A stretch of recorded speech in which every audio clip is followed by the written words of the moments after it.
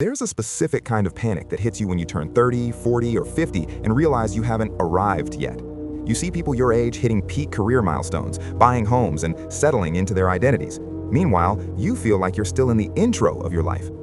Society calls this falling behind, but psychology has a different name for it: high iterative compounding. What if I told you that the reason you feel behind is actually because your brain is preparing for a much higher peak than the people who started fast?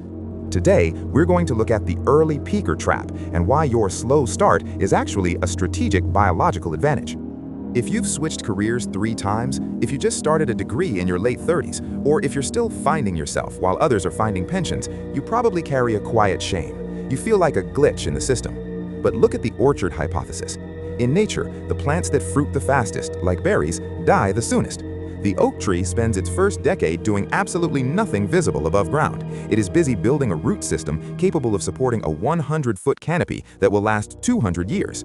If you are a late bloomer, you aren't a broken berry bush, you are an oak in its root phase. The channel Psychology About You talks about the M-shaped mind, having multiple pillars of depth. But let's take it a step further: cognitive sampling. Most people choose a lane at 20 because they're afraid of the dark. They pick a safe identity and stop growing. They hit their ceiling at 35. You, however, have been sampling. Every failed hobby, every short-lived job, and every random interest was actually a data-gathering mission. Psychology shows that people with a late sampling period, those who try many things before settling, ultimately have higher match quality. Match quality is the degree of fit between your talents and your work.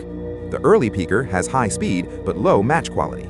You have low speed, but your eventual match quality will be so high, your output will feel like cheating to everyone else.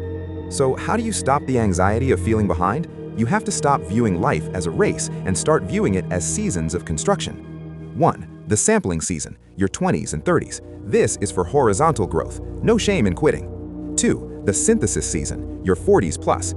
This is where you take that weird mix of skills and combine them into a category of 1.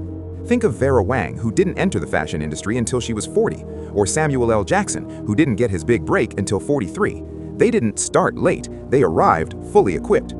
Your graveyard of interests isn't a sign of failure, it's your resource library. You aren't falling behind, you are just building a bigger engine. If you're currently in your root phase, drop a tree in the comments. Let's see how many of us are building something that lasts. And if you want the deep dive breakdown on how to leverage your hidden skills, join our community in the link below. You're not late, you're just getting started.